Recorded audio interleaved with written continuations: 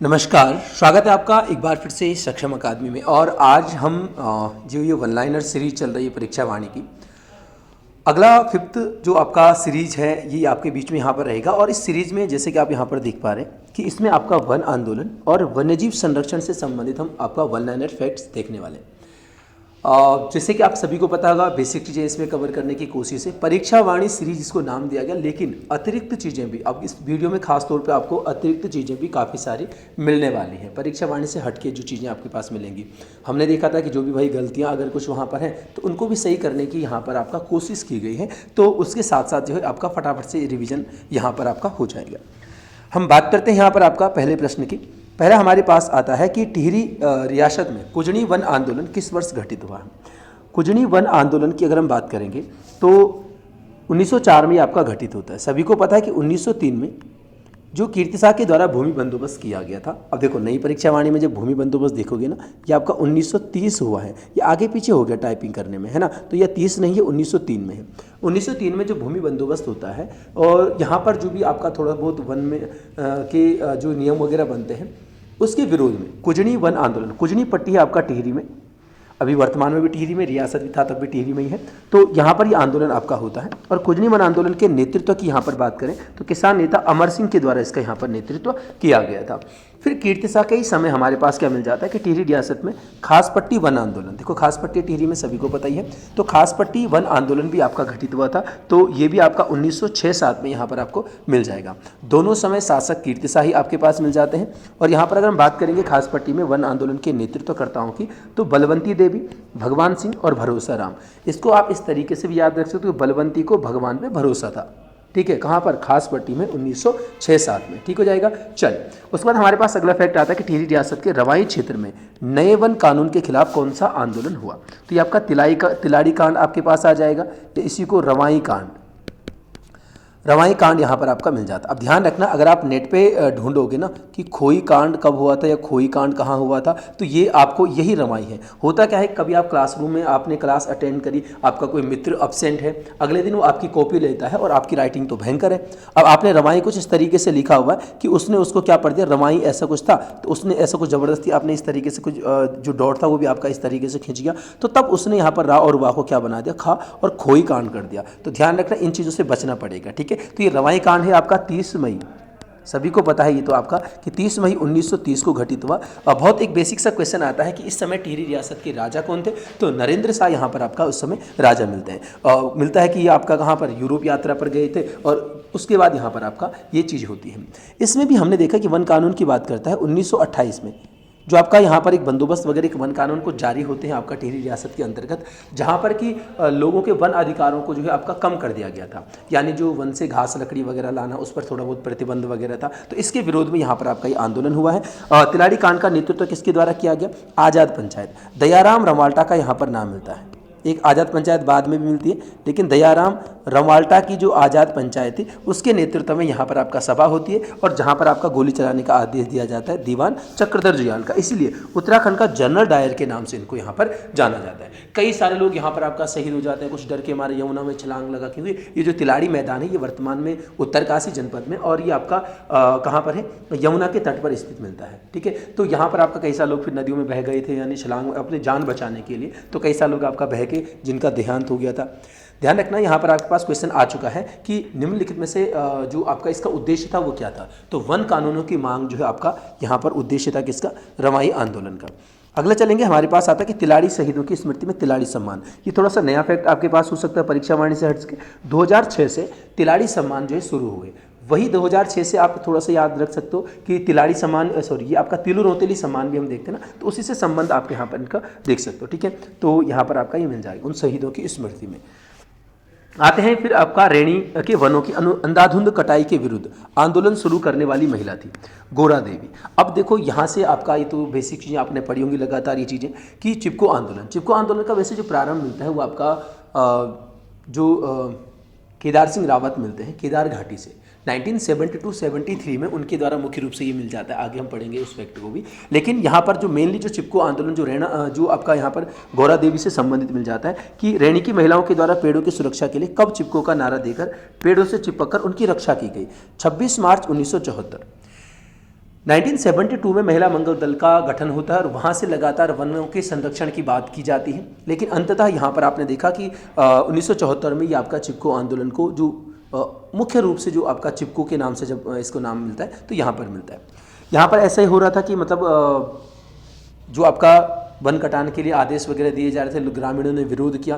फिर ग्रामीणों जो पुरुषों को लालच देकर जो जिला मुख्यालय बुलाया जाता है कि मतलब भाई तुम्हें पैसे मिलेंगे, ये सारी चीज़ें जो भी कुछ चीज़ें, और सभी पुरुषों को जिला मुख्यालय बुलाया जाता है। अब गांव में महिलाएं उसका फ़ायदा उठाकर कंपनी वाले पेड़ काटने जाते हैं, लेकिन फिर महिलाओं के द्वारा इसका मोर्चा संभाला जाता है और ये आंदोलन यहाँ पर होता है पेड़ों की रक्षा के लिए। चिपको आंदोलन मुख्यतः किस कंपनी के विरोध में? देखो ये साइमंड्स कंपनी पेपर में आ चुका है भाई। साइमंड्स कंपनी खेल सामान बनाने वाली कोई कंपनी थी जिसके विरोध में ये आपका यहाँ पर ये आंदोलन होता है। हिमपुत्रियों की ललकार, वन नीति बदले सरकार, वन जागे वनवासी जागे, ये नारा जो संबंधित चिपको आंदोलन से, ठीक है।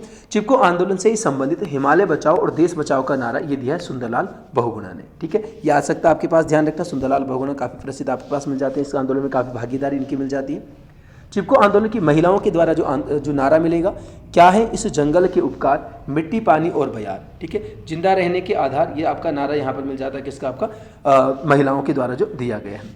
अगला चिपको आंदोलन से संबंधित नारा पारिस्थितिकी स्थायी अर्थव्यवस्था है, ये दिया सुंदरलाल बहुगुणा ने। ये चीज़ ध्यान रखना, उत्तराखंड में तो शायद ही ये क्वेश्चन आया हुआ है, लेकिन ये क्वेश्चन आपका नेशनल किसी अदर स्टेट, शायद यूपी वगैरह या कहीं पर एग्जाम में आया हुआ है कि पारिस्थितिकी स्थायी अर्थव्यवस्था है या पारिस्थितिकी स्थायी मित व्ययता है, मित व्ययता है, ऐसा भी कहीं पर आया हुआ है। तो ये आपका किस आंदोलन से संबंधित था? तो ये चिपको आंदोलन से संबंधित था और दिया था सुंदरलाल बहुगुणा ने।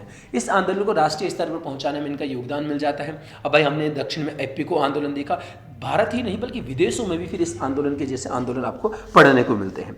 चमोली जनपद में डोंगी पैंतुली, अच्छा डोंगी पैंतुली में जाने से पहले थोड़ा सा मैं आपका इसी चिपको आंदोलन की बात करूँ तो इस चिपको आंदोलन से संबंधित आपका फिर यूपी सरकार के द्वारा एक रैणी जांच कमेटी, आप लोगों ने पढ़ी होगी, रैणी जांच कमेटी का गठन किया जाता है आपका 1977 में, ठीक है। यहाँ पर आपका वीरेंद्र कुमार की अध्यक्षता में इसकी स्थापना की जाती है और 1979 में फिर इसकी रिपोर्ट वगैरह आपको मिलती है।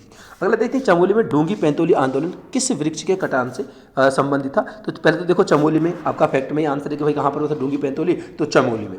किस वृक्ष के कटान के? तो बांज वृक्ष के कटान के लिए आपका ये हुआ। देखो बांज वृक्ष बहुत महत्वपूर्ण वृक्ष है। हमने आपका पीछे देखा है जब आपका बांज वृक्ष वगैरह इनकी बात कर रहे थे आपका, तो वहाँ पर भी हमने देखा है कि बांज वृक्ष क्या है आपका काफ़ी प्रसिद्ध, काफ़ी मतलब बहुत ही लाभकारी वृक्ष आपका राज्य में माना जाता है। तो उसके विरोध में, उसके कटान के विरोध में यहाँ पर ही डोंगी पैंतोली होता है। डोंगी पैंतोली की अगर हम बात करें तो यहाँ पर आपका नेतृत्वकर्ता दिया हुआ है मथुरा देवी के द्वारा 1980 में। विशेष रूप से ध्यान रखें इन नामों को, ठीक है। कुछ चीज़ें नए फैक्ट्स वगैरह नई किताबों में आपके पास मिल जाते हैं। अगला कि नंदा देवी राष्ट्रीय उद्यान का प्रबंध ग्रामीणों को सौंपने हेतु कौन सा आंदोलन चलाया गया? ये झपटो छीनो आंदोलन आपका चलाया गया। अगले में उसका नेतृत्वकर्ता पूछे हैं तो गोविंद सिंह रावत के द्वारा इसका नेतृत्व किया गया था। किसका? झपटो छीनो का।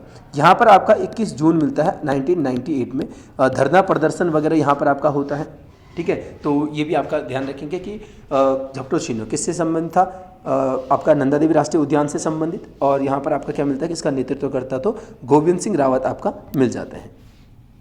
अगला चलते हैं वनों की नीलामी के विरोध में किस वर्ष राज्य स्तरीय आंदोलन शुरू हुआ? अक्टूबर 1977 में पूरे राज्य के स्तर पर आपका आंदोलन शुरू होता है। और हाँ, उसी आंदोलन के क्रम में अगला है वन कटान के विरोध में नैनीताल क्लब कांड। अक्टूबर नवंबर में नैनीताल क्लब कांड 1977 में होते हैं। यहाँ पर आपका सेले हॉल और रिंक हॉल, सेले हॉल और रिंक हॉल, दो हॉल यहाँ पर आपके पास मिल जाते हैं।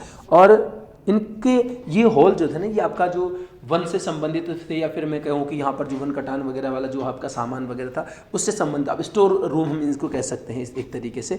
तो उस पर आगजनी कर दी थी यहाँ पर युवाओं ने, ठीक है। तो नैनीताल क्लब कांड कभी आएगा? तो 1977, और सेले हॉल रिंक हॉल के नाम से भी आएगा, तो भी आपने विशेष रूप से ध्यान रखना, नैनीताल में 1977।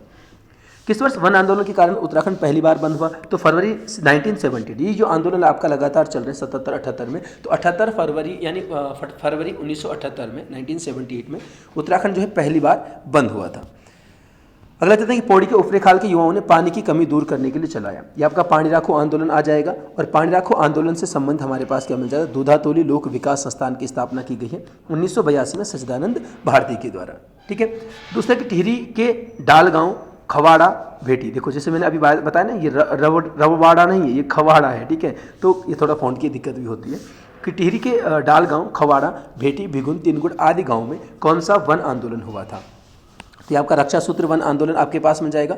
रक्षा सूत्र आंदोलन की अगर हम यहाँ पर बात करेंगे तो इसका नेतृत्व यहाँ पर सुरेश भाई के द्वारा किया गया 1994 में। देखो रक्षा सूत्र रक्षाबंधन से रिलेट कर लेना, और रक्षाबंधन किसका त्योहार है, भाई बहन का, तो यहाँ पर भी भाई यानी सुरेश भाई आपके पास मिल जाते हैं। टिहरी में रयाला के वनों, रयाला वन की बात करते हैं तो रयाला क्षेत्र के वनों को यहाँ पर आपका संरक्षित किया गया, उन पर रक्षा सूत्र बांध के। अगर है कि रक्षा सूत्र आंदोलन से संबंधित नारे, अब यहाँ पर बहुत सारे नारे मिलते हैं, मैं तो कहूँगा यहाँ पर बहुत सारे हैं, तो आप क्या काम करिए कि 3 नारे आपका चिपको से संबंधित हैं, बस उनको याद रखिए, यहाँ पर होता रहेगा। ऊंचाई पर पेड़ रहेंगे, नदी ग्लेशियर टिके रहेंगे, पेड़ कटेंगे, पहाड़ टूटेंगे, बिना मौत के लोग मरेंगे, जंगल बचेगा, देश बचेगा, गांव गांव खुशहाल रहेगा। ये सब नारे, ये बाद की बात है यार, देखो पहले बेसिक चीज़ों पर रहेंगे, ये फिर कन्फ्यूजन वाली चीज़ें लास्ट में देखते रहेंगे, ठीक है। उत्तरकाशी स्थित हिमालय पर्यावरण शिक्षा संस्थान, ये आपके लिए नया फैक्ट आएगा परीक्षा वाणी से हटके। इसकी स्थापना की गई थी सुरेश भाई के द्वारा 1995 में, ठीक है। तो यहाँ पर आपका अगर हम बात करेंगे अगला चलते हैं। अगला हमारे पास मिल जाता है कि किस आंदोलन के तहत विवाह समारोह के दौरान वर वधु द्वारा वृक्ष रोपने की परंपरा है। ये आपके पास हो जाएगा कहाँ पर, मैती आंदोलन। मैती आंदोलन की अगर हम बात करेंगे तो अगला क्वेश्चन वही है कि मैती आंदोलन किसके द्वारा और कब प्रारंभ किया गया। तो कल्याण सिंह रावत के द्वारा 1996 में मैती आंदोलन स्थापित किया गया है, और हिमालय वन्यजीव संस्थान की स्थापना भी कल्याण सिंह रावत 1974 में की गई है। अब यहाँ पर अगर हम बात करेंगे मैती आंदोलन की, तो मैती शब्द आपको पता है कि मैती शब्द बना है मैथ से। मैथ का मतलब है मायका, और मैती का मतलब होता है मायके से संबंधित। बोलते ना कि वो फलाने का मैती, इस तरीके से। तो जो आपका विवाहित महिलाएं होती हैं वो अपने मायके के किसी व्यक्ति को आप मैती वगैरह, या मायके से जो लोग आपके परिजन वगैरह हैं तो उनको मैती शब्द यहाँ पर कहा जाता है। तो ये भी आंदोलन ऐसे ही किस तरीके का है कि विवाह अवसर पर जो है वर वधु क्या करेंगे, वृक्ष रोपेंगे, और उस वृक्ष की जो रक्षा करने का जिम्मेदारी होगी वो उस विवाह दौरान जो वधु होगी उसके मायके की ओर से जो कुमारी कन्याएं हैं उनके द्वारा उसका क्या किया जाएगा, लालन पालन किया जाएगा उस वृक्ष का। यहाँ पर जो मुख्य होगी उसको दीदी यहाँ पर नाम दिया गया। तो क्वेश्चन अगर कहीं पर आता है कि कौन सा आंदोलन जो आपका अविवाहित कन्याओं से संबंधित है, तो वो आपका मैती आंदोलन आपको मिल जाएगा। इन्हीं के द्वारा अगर हम बात करेंगे आगे भी, तो शौर्यवन, कारगिल जो आपका युद्ध हुआ था उसमें शहीदों की स्मृति में शौर्यवन, मैतीवन और नंदा देवी राजात की स्मृति में नंदा देवी स्मृति वन लगवाए हैं, तो वो भी आपका कल्याण सिंह रावत के द्वारा मिल जाएगा। फिर से ध्यान रखना है, राजगढ़ी में उत्तराखंड शिक्षा विभाग की सबसे बड़ी नर्सरी किसने स्थापित करी, कल्याण सिंह रावत मिल जाएगा 1987। ये अध्यापक रहे हैं इस क्षेत्र में। राजगढ़ी आपको पता है कि उत्तरकाशी वाला जो क्षेत्र हो जाएगा, यहाँ पर आपके पास ये मिल जाएगा। अगला है कि मिश्रित वन खेती मॉडल किसके द्वारा तैयार किया गया। तो यहाँ पर आपका जगत सिंह चौधरी जंगली नाम से इनको जाना जाता है। इनके द्वारा जो है मिश्रित वन खेती मॉडल, इन्होंने कहा कि जो खेत है ना, खेत है, इनके बीच बीच में आपको क्या करना चाहिए, वृक्ष वगैरह भी रोपने चाहिए। ज़्यादा कुछ ये सक्सेस नहीं रहता, सफल नहीं रहता, क्योंकि आपको पता है भाई कि जब पेड़ की छाया आएगी तो फसल में तो वैसे भी आपका बड़ी दिक्कत होती है फसल को उगने में या फसल को विकसित होने में, है ना। चले, लेकिन ध्यान रखना मिश्रित वन खेती मॉडल किसका आ जाएगा, जगत सिंह चौधरी जंगली जी का। अगला हम चलते हैं यहाँ पर कि केदार घाटी में चिपको आंदोलन का नेतृत्व किसके द्वारा किया गया। तो केदार सिंह रावत मिलते हैं 1973। हाँ, इनकी मैं बात कर रहा था कि केदार सिंह रावत ने सबसे पहले ये चिपको आंदोलन के रूप में वृक्षों के कटान के विरोध में आंदोलन शुरू किया था। कहाँ से, केदार घाटी से 1973। वो तो तब बड़ी स्तर पर बात आती है ना भाई कि जब आपका गौरा देवी, जब हम 74 की बात कर रहे थे, आपका 26 मार्च 1974 की, लेकिन उससे पहले ये आंदोलन लगातार वृक्षों के संरक्षण में चल रहे थे, वृक्ष कटान चल ही रहा था, है ना। तो वहाँ पर ये मिल जाएगा। कंकोड़ाखाल वन आंदोलन की बात की गई है, तो कंकोड़ाखाल आंदोलन 1921 हो जाएगा आपका अनुसुईया प्रसाद बहुगुणा के द्वारा। अब ये आंदोलन को रिलेट किया गया है आपका चिपको आंदोलन से। अभी हाल ही में क्वेश्चन पेपर में क्वेश्चन आया था यूके ट्रिपल में कि निम्न में से कौन सा आंदोलन है जो कुली बेगार से संबंधित है। अब जिसको सन पता था ना 1921, उसने आसानी से इसका जवाब आंसर इसको कर दिया, ठीक है। तो इस तरीके से ध्यान रखिए, अनुसुईया प्रसाद बहुगुणा के नेतृत्व में। कंकोड़ाखाल की बात करेंगे, इसकी स्थिति वर्तमान में देखो, कई सारी पुरानी किताबों में आपके पास कहाँ पर मिल जाएगा, कई सारी पुरानी किताबों में आपके पास मिल जाएगा कि ये आपका कहाँ पर है, ये आपका चमोली में है। लेकिन ध्यान रखना, ये जो आपका क्षेत्र है ना, ये आपका अब वर्तमान में ये रुद्रप्रयाग में आपको मिल जाएगा। अगला कि बडियारगढ़ वन आंदोलन का किस वर्ष घटित हुआ। बडियारगढ़ ये टिहरी में है। 1978 में बडियारगढ़ आंदोलन होता है गोविंद सिंह पंवार के नेतृत्व में, ठीक है। तो 2-4 यहाँ पर नए फैक्ट आपको मिले हैं, इनको नोट कर लेंगे। बाकी तो परीक्षा वाणी में है ही, बाकी तो ऐसे बैठ बैठ के रोटी बनाते बनाते रिवीजन वगैरह कर सकते हो इन चीज़ों का, ठीक है। चलिए नेक्स्ट हम चलते हैं आगे, और आगे हम बात करेंगे वन्यजीव संरक्षण की। वन्यजीव संरक्षण में जो भी हमारे पास आपका वन्यजीव संरक्षण क्षेत्र है या फिर हमारे पास जो भी नेशनल पार्क्स वगैरह हैं, अन्य चीज़ें हैं, उनके बारे में यहाँ पर बात करेंगे। सबसे पहली चीज़ आपके पास आती है उत्तराखंड में वन्यजीव संरक्षण के लिए स्थापित है। क्या क्या स्थापित है भाई? हमारे पास 6 राष्ट्रीय उद्यान स्थापित है, नेशनल पार्क जो है, 7 वन्यजीव अभयारण्य स्थापित है, वन्यजीव विहार हम जिनको कहते हैं, 4 संरक्षित आरक्षित क्षेत्र, 1 जैव आरक्षित क्षेत्र, 1 प्राणी उद्यान, 1 जू, 1 मिनी जू, और भी कई सारी चीज़ें आपका छोटी मोटी हैं, तो उनको हम आगे देखने वाले हैं। ठीक है, हाँ, इनकी संख्या थोड़ा ध्यान रखना, वन्यजीव अभयारण्य की और राष्ट्रीय उद्यान वगैरह की। क्षेत्रफल के आधार पर राज्य के राष्ट्रीय उद्यानों का क्रम, देखो भाई, इसको आप इस तरीके से भी थोड़ा सा याद कर सकते हैं, ट्रिक टाइप की है। जब मिलान के लिए आते हैं ना चीज़ें, तब थोड़ा सा आपको हेल्प करेगा। हमारे पास मिल जाएगा इस तरीके से कि गंगा रानी का बेटा, हमने पहले भी लाइव में कई बार देखा इसको, गंगा रानी का बेटा गोविंद फूल लाया, गंगा रानी का बेटा गोविंद फूल लाया। गंगा से आपके पास गंगोत्री, यहाँ पर आपके पास है। फिर रा से राजा जी, ना से नंदा देवी, का बेटा से कारबेट, गोविंद और फूलों की घाटी। अब यहाँ पर अगर हम याद रखने की वाली बात है ना, तो भाई गंगोत्री का तो महत्वपूर्ण है ही है, 2390, और मुझे पता कि सभी को पता होना चाहिए। फिर हम बात करें राजा जी की, तो राजा जी आपके पास कितना मिल जाएगा? ये आपका 820 समथिंग मिल जाएगा, बहुत है, 820 याद रखना है बस, ठीक है। नंदा देवी की अगर हम यहाँ पर बात करेंगे तो आपका 624 मिल जाएगा। कारबेट की बात करेंगे तो 520 82, तो 520 बहुत है याद रखने के लिए। गोविंद की बात करेंगे 472 आपके पास मिल जाएगा, और फूलों की घाटी आपका 87.50 है, तो 87 भी याद रखोगे तो बहुत हो जाएगा, ठीक है। हाँ, सबसे ज़्यादा बड़ा जो है, सबसे छोटा है, उसको तो भाई याद रखना बहुत ही जरूरी, आपके पास मिल जाता है, ये ध्यान रखेंगे, ठीक है। चलिए, अगला हमारे पास फैक्ट है, स्थापना वर्ष के आधार पर राष्ट्रीय उद्यानों का क्रम आपने लगाना है। स्थापना वर्ष की अगर हम यहाँ पर बात करेंगे तो स्थापना वर्ष में आपके पास देखो क्या क्या मिल जाएगा। सबसे पहले कारबेट, कारबेट की अगर हम बात करेंगे भाई, कारबेट की स्थापना आपका 1936 में आपके पास मिल जाएगी। फिर नंदा देवी फूलों की घाटी, दोनों का आपका 1982 में मिल जाएगा। राजा जी की बात करते हैं 1983 आपके पास मिल जाएगा। गंगोत्री 1989 और गोविंद 1990। बात करते हैं गोविंद 1990 की। पुरानी किताब में, क्योंकि हमारे पास बेसिक से एक सोर्स आपके पास परीक्षाओं नहीं मिलता, उसके बाद चाहे तो हम किसी भी वन लाइनर, सिंगल लाइनर को देखें या फिर किसी भी किताब को देखें, तो बहुत सारे नोट्स वगैरह जो मार्केट में है वो भी उसी बेस पर आधारित मिलते हैं।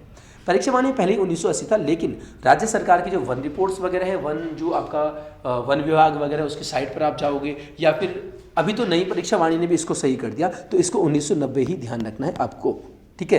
तो अगर नहीं आता कभी 90, तो तब बिल्कुल आप जा सकते हो 1980 में, लेकिन अगर कहीं ऑप्शन में 1990 दिख जाए, सबसे नया दिख जाए, तो आप इसकी ओर जा सकते हो, ठीक है। क्योंकि फिर भी रिट लगाने की जब हम बात करते हैं, इसके बाद अगर माना चलो विवाद होता है भाई, परीक्षा वाणी तो वैसे भी एक ठीक है, कोई ऑथेंटिक वगैरह चीज़ें नहीं ना कि स्पेशली मतलब किसी ने, वो तो ठीक है, नोट्स वगैरह एक प्रकार का आप रिवीजन के लिए आप रख सकते हो, ठीक है। लेकिन वेबसाइट्स वगैरह हैं या वन रिपोर्ट आप राज्य सरकार की लगा सकते हो वहाँ पर, है ना।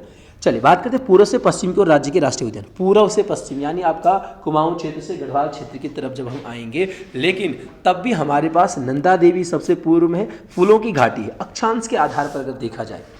फिर है आपका कारबेट। अब आप सोच रहे हो कि यार नहीं, नैनीताल तो बहुत उधर है, नैनीताल तो ये तो नैनीताल वाले पहले होने चाहिए, ठीक है। लेकिन आपका थोड़ा बहुत जो हम अक्षांश वगैरह की स्थिति देखते हैं, उस आधार पर इनको यहाँ पर इस तरीके से नंदा देवी और फूलों की घाटी उससे पहले मिल जाते हैं, ठीक है। जो आपका कारबेट का हिस्सा मिलता है वो थोड़ा सा बाद में है लगा हुआ। फिर गंगोत्री और राजा जी, ये तो आसान हो जाएगा, फिर आपका मिल जाएगा गोविंद, ठीक है। चलिए, अब गंगोत्री राजा जी में कन्फ्यूज नहीं होना। आपका मैप देखोगे ना उत्तराखंड का, इसके बाद देखना, मैप देखना कोई दिक्कत नहीं, आप वाणी वगैरह में देख सकते हो, उसमें भी उसने मैप बना के आपका डॉट वगैरह वहाँ पर दे रखे हैं, तो थोड़ा बहुत इनको मिला सकते हो, ठीक है। बात करते हैं कारबेट नेशनल पार्क की स्थापना 1936 में। हम आपका देख चुके हैं जो भी आपका क्षेत्रफल वगैरह इसका था, लेकिन बात करेंगे प्रारंभिक नाम है। गवर्नर सर हैली के नाम पर इसका नाम हैली नेशनल पार्क रखा गया था। दूसरा फैक्ट कहता है कि कारबेट नेशनल पार्क का नाम किस वर्ष जिम कारबेट के नाम पर रखा गया। देखो भाई, आज़ादी के बाद इसका नाम रामगंगा नदी बहती है ना यहाँ से मुख्य रूप से, तो रामगंगा नेशनल पार्क हो गया था। लेकिन 1957 में प्रसिद्ध पर्यावरण प्रेमी, अब हम कहते हैं नहीं ये तो आपका बाघ मारने वाले थे, पर वो तो मजबूरी थी ना कि अब मनसो आग लग गया तो उठा दी बंदूक, अब क्या करते हैं, मजबूरी थी।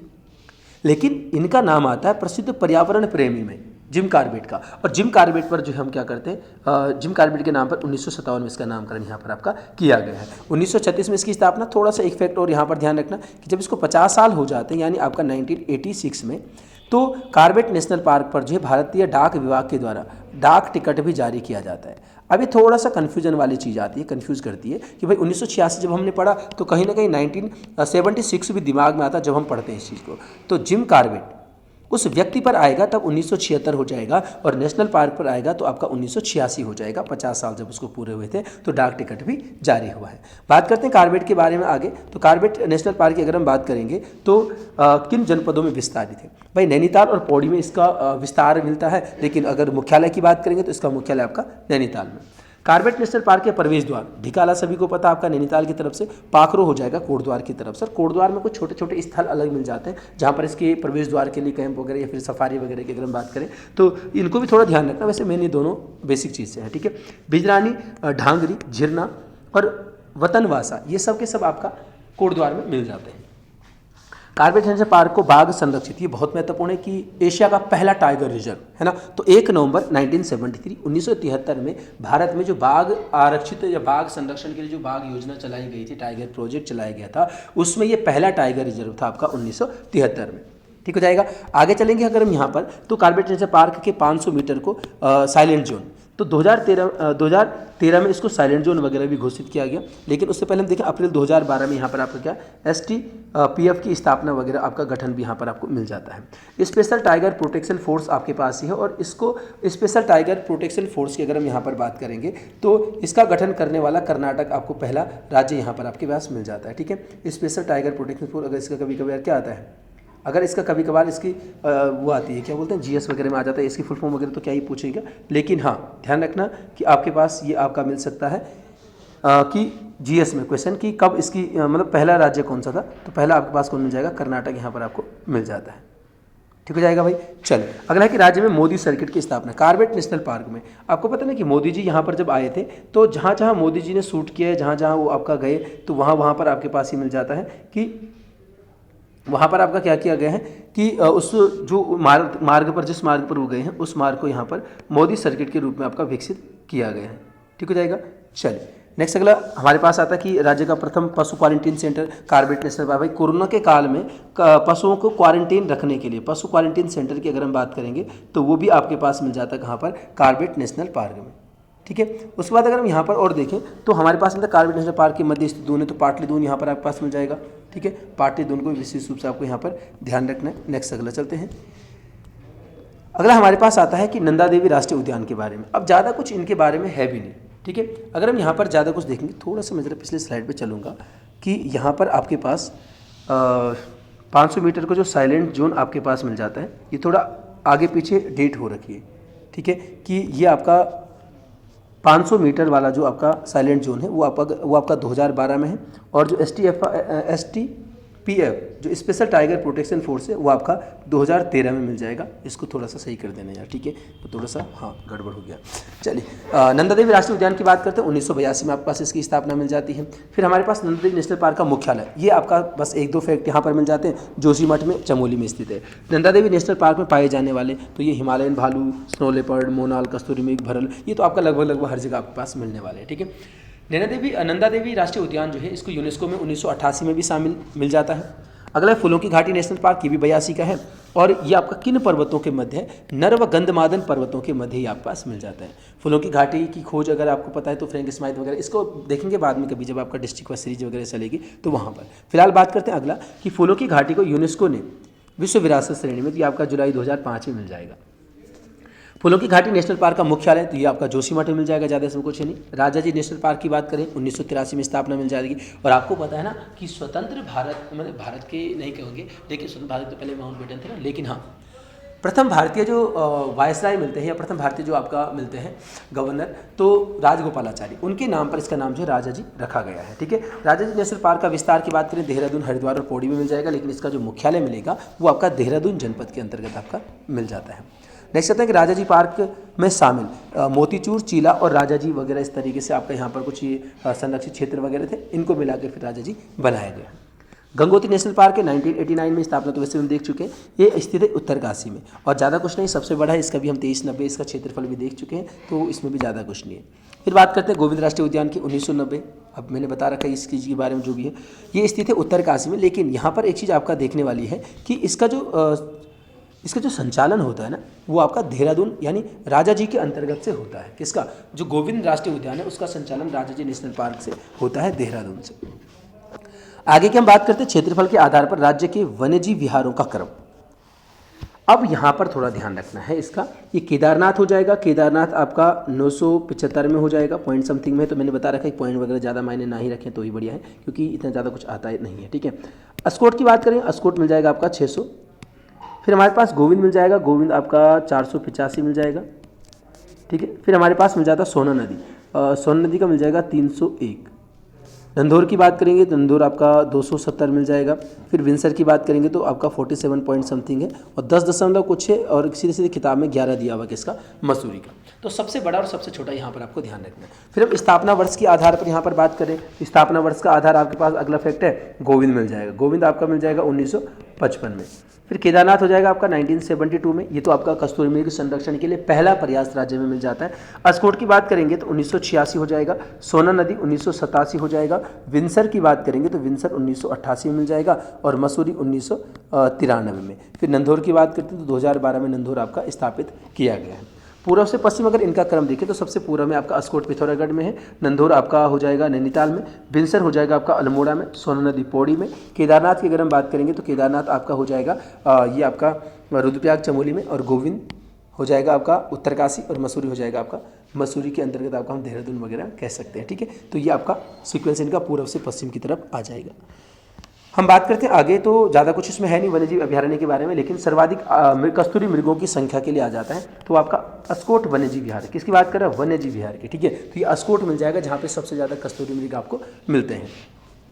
आसन आर्द्रभूमि को किस वर्ष संरक्षित किया गया, 2005 देहरादून में पहला संरक्षित आरक्षित क्षेत्र मिल जाता है देहरादून में, कौन, आसन वाला। आसन आर्द्रभूमि संरक्षित का क्षेत्रफल ये आपका देखो हेक्टेयर में दिया हुआ है। अब इसको कन्वर्ट करोगे ना तो आपके पास सीधे 4.44, ये जो 4 है पॉइंट वाले, तो 4.44 वर्ग किलोमीटर में आपके पास ये लगभग आ जाता है। आसन बैराज की स्थापना, देखो ये बैराज की स्थापना पूछी गई थी एक बार पेपर में, सबने 2005 कर दिया क्योंकि ऑप्शन में भी 2005 दिया हुआ था। वो 2005 में इसको संरक्षित किया गया, लेकिन आसन बैराज जो जलाशय है 1967 में उसकी स्थापना यहाँ पर की गई है, और इस आर्द्र भूमि को रामसर की सूची में शामिल किया गया अक्टूबर 2020 में।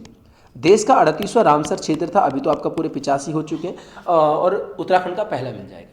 रामसर की अगर हम बात करेंगे तो रामसर ईरान में एक नगर है, जहाँ पर आपका क्या मिल जाता है कि 2 फरवरी 1971 में एक सम्मेलन हुआ था आर्द्र भूमि के संरक्षण के लिए। 1975 से ये समझौते लागू होते, लेकिन भारत फिर आपका इसमें 1982 में शामिल होता है। भारत में पहला मिल जाएगा आपके पास कौन सा, चिल्का झील उड़ीसा में। सबसे ज़्यादा तमिलनाडु में है अभी भी, और सबसे ज़्यादा क्षेत्रफल अगर इस रामसर समझौते के अंतर्गत भारत में रिजर्व कहें तो वो आपका गुजरात में आ जाएगा। फिलहाल बात करते हैं अगली स्लाइड के अगले प्रश्नों की। यहाँ पर आपके पास एक झिलमिल झील को किस वर्ष आरक्षित किया गया, 2005 में मिल जाएगा, ये हरिद्वार में, ये झिलमिल भी राज्य जी के अंतर्गत मिल जाएगा। झिलमिल आरक्षित क्षेत्रफल ये भी आपका इस तरीके से, तो यहाँ पर आपका 37 पॉइंट समथिंग आपके पास इसका मिल जाएगा क्या, वर्ग किलोमीटर में। पवलगढ़ संरक्षण आरक्षित की बात करेंगे तो आपका 2012 नैनीताल में आपके पास मिल जाएगा, और नैना देवी बर्ड कंजर्वेशन 2015 में नैनीताल में है ये, और पवलगढ़ भी आपका नैनीताल में। हाँ ध्यान रखना, पवलगढ़ का नाम आपका सीता माता के नाम पर, सीता बनी वगैरह नाम से इसको जाना जाएगा भाई, ठीक है। नैना देवी पक्षी विहार का अन्य नाम, ये पंगोट किलवरी पक्षी विहार। पंगोट जो है आपका एक पक्षी का नाम मिल जाएगा, और किलवरी चोटी है आपका नैनीताल में, उसके नाम से इस पक्षी विहार का नाम जो है आपका रखा गया है। इसको विशेष रूप से ध्यान रखने वाली बात हो जाएगी, ठीक है। बात करते हैं अगला कि जीवीपंत उच्च स्तरीय प्राणी उद्यान। देखो एक हमारे पास उच्च स्तरीय पादप शोध संस्थान आएगा, वो श्रीनगर है, 1979 high altitude plant physiology centre, उसकी प्रयोगशाला तुंगनाथ में भी है। लेकिन वापस बात करें वन्यजीव अभयारण्य वन्यजीव संरक्षण में, तो उच्च स्तरीय प्राणी उद्यान या जीवीपंत के नाम से प्राणी उद्यान आ जाएगा। आपका स्थापना 1984 में, और 1995 में इसको पर्यटकों के लिए खोला गया है। अभी भी आप इसकी वेबसाइट चेक करोगे तो 1984 आपको यहाँ पर इसकी स्थापना मिल जाएगी, ठीक है। तो वो फिर बात हो जाती है कि ऑप्शन में क्या चीज़ पूछ रहा है भाई। अगर दोनों चीज़ पूछ रहा है तो उसको पता है पेपर बनाने वाले को, परीक्षा वाणी में किताबों में 95 है, चलो मैं इसकी 84 दे देता हूँ। तो थोड़ा सा इस तरीके से आपको ध्यान रखना है, ठीक है। नंदा देवी जैव मंडल आरक्षित क्षेत्र, ये आपका 1988 का मिल जाएगा। अब देखो एकमात्र जैव आरक्षित क्षेत्र हमारे पास है, 1988 में चमोली, बागेश्वर और पिथौरागढ़ में इसकी स्थापना मिल जाती है। क्षेत्रफल में इसकी जो आपका क्षेत्रफल मिल जाता है ये आपका वर्ग किलोमीटर में ही 58-60, काफ़ी बड़ा सा क्षेत्र वगैरह मिल जाएगा। इसी के अंतर्गत आपका जो नेशनल पार्क वगैरह भी है ना, वो भी इसके अंतर्गत आपका कहीं ना कहीं आपका शामिल मिल जाते हैं।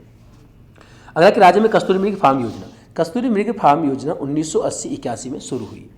इस मृग फार्म योजना के तहत ही हमारे पास क्या मिल जाएगा कि कांचला खर्क, ये आपका चमोली में कांचला खर्क, यहाँ पर कस्तूरी मृग प्रजनन एवं संरक्षण केंद्र की स्थापना की गई 1982 में।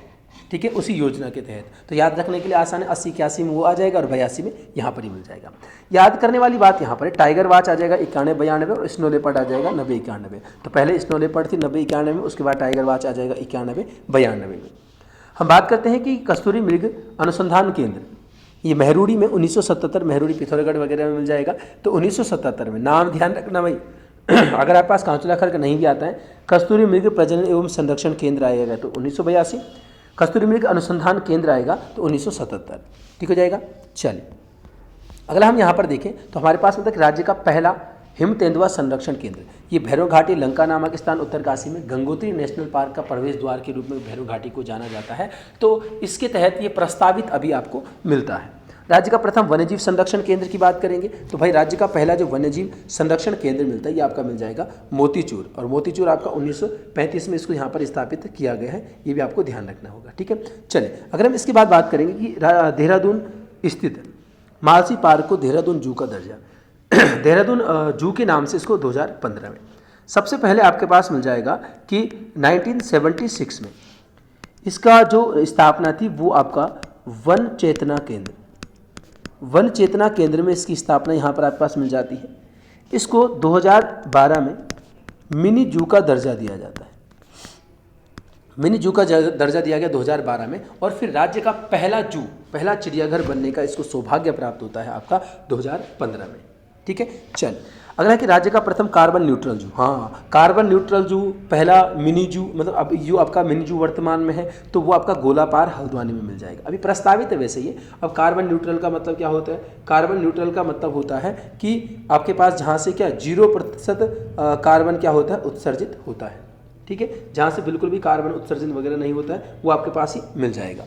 तो वो ध्यान रखना आपका कहाँ पर, गोलापार हल्द्वानी में मिल जाता है। अगला चलेंगे कि राज्य में सर्वाधिक पर्यटकों की संख्या वाला राष्ट्रीय उद्यान, देखो बहुत सारे फैक्ट यहाँ पर है। सर्वाधिक पर्यटकों की संख्या की अगर हम यहाँ पर बात करेंगे तो भाई ये जो आपका दर्ज की जाती है, ये की जाती है आपका कहाँ पर, कार्बेट नेशनल पार्क में। इसके अलावा और भी अगर हम फैक्ट यहाँ पर देखें, इसके बाद की बात करेंगे तो इसके बाद आपका सर्वाधिक तब हो जाएंगे कहाँ पर, आपका राजाजी में। ठीक है, और फिर आपके पास हो जाएंगे कहाँ पर सबसे ज़्यादा, फूलों की घाटी में। राष्ट्रीय उद्यान की जो बात की गई है। ठीक है। अगला देखो ध्यान से कि राज्य में सर्वाधिक बाघों की संख्या, कार्बेट में मिल जाएगा 260। राज्य में सर्वाधिक हाथियों की संख्या भी आपका कार्बेट में ही मिल जाएगा 1224। ठीक है, लेकिन अगर आपके पास सर्वाधिक एशियाई हाथी आते हैं तब राजाजी यहाँ पर आपका प्रसिद्ध मिल जाएगा। राजाजी मुख्य रूप से हाथियों के लिए, लेकिन यहाँ पर थोड़ा सा ध्यान रखना कि राजाजी नेशनल पार्क की चीला और गोहरी रेंज प्रसिद्ध है, तो बाघ के लिए भी ये आपका 2 रेंज यहाँ पर राजाजी के अंतर्गत आपका बाघ के लिए संरक्षित या बाघ के लिए प्रसिद्ध मिल जाती है।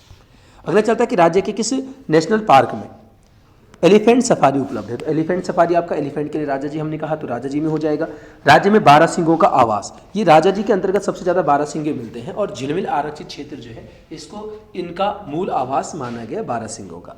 सर्वाधिक कस्तूरी मृगों वाला राष्ट्रीय उद्यान, अब भाई देखो हमने रटा हुआ है कि सर्वाधिक आएगा कस्तूरी मृगों में तो सीधे अस्कोट, लेकिन पूछा क्या गया है राष्ट्रीय उद्यान कौन सा, फूलों की घाटी। अभी नोट करने वाली चीज़ें, यही चीज़ें ढूंढनी होती है जब हमने बार बार परीक्षावाणी को पढ़ लिया ना, और हमें लगे यार क्या पढ़ना पेपर में, अब कितनी बार पढ़ो, मैं तो परेशान हो गया, 10 बार पढ़ दी, 12 बार पढ़ दी। अब उसके MCQs बनाओ, इस तरीके से वन लाइनर बनाओ, पहले उसके आंसर मत लिखो, पढ़ते पढ़ते फैक्ट वाले क्वेश्चन बनाओ और छोड़ते जाओ। अगली बार देखो कि मुझे कितना आता है, एक बार पढ़ के बहुत सारी चीज़ें पहली बार आ जाएंगी, फिर देखो दोबारा, इस तरीके तो पढ़ने के तरीके बदलो, है ना। हो सकता है कि आपको थोड़ा सा आपको आ जाता है, आपने काफ़ी सारा पढ़ा हुआ लेकिन काफ़ी चीज़ें फिर भी मिस हो रही हैं, तो थोड़ा सा तरीके आपको चेंज करने की ज़रूरत है। ठीक है। राज्य में हाथी अस्पताल, चीला रेंज में आपका हाथी अस्पताल मिल जाएगा, चीला रेंज हरिद्वार में। और ऐसे अगर हम यहाँ पर बात करेंगे तो बीमार पशुओं के लिए रेस्क्यू सेंटर, तो रेस्क्यू सेंटर आपका मिल जाएगा चिड़ियापुर, ये भी हरिद्वार में। ध्यान रखना रेस्क्यू सेंटर तो ज़्यादा इसमें कुछ काम मिला है नहीं, अब इसको प्रस्तावित किया गया फिर से राज्य का मिनी जू के रूप में अब इसको विकसित किया जाएगा। एक तो हमने गोलापार वाला देख लिया, पहले तो अब मिनी जू वही मिल जाएगा आपको, क्योंकि पहला तो आपका ये था 2012 में मालसी वाला, वो तो अब जू बन गया। अब यहाँ पर गोलापार में एक है और दूसरा प्रस्तावित है चिड़ियापुर हरिद्वार में, जहाँ पर रेस्क्यू सेंटर था बीमार पशुओं के लिए, उसको अब अपडेट किया जाएगा क्योंकि इसका ज़्यादा कुछ काम यहाँ पर अब मिलता नहीं है। बाघ संरक्षण में राज्य का तीसरा स्थान, भाई तीसरा स्थान मिल जाएगा, 560 बाघ हमारे पास यहाँ पर मिल जाते हैं। ठीक है। राज्य में वन अनुसंधानशाला की स्थापना, ये कोलाघाट 1929, इसको ध्यान रखना।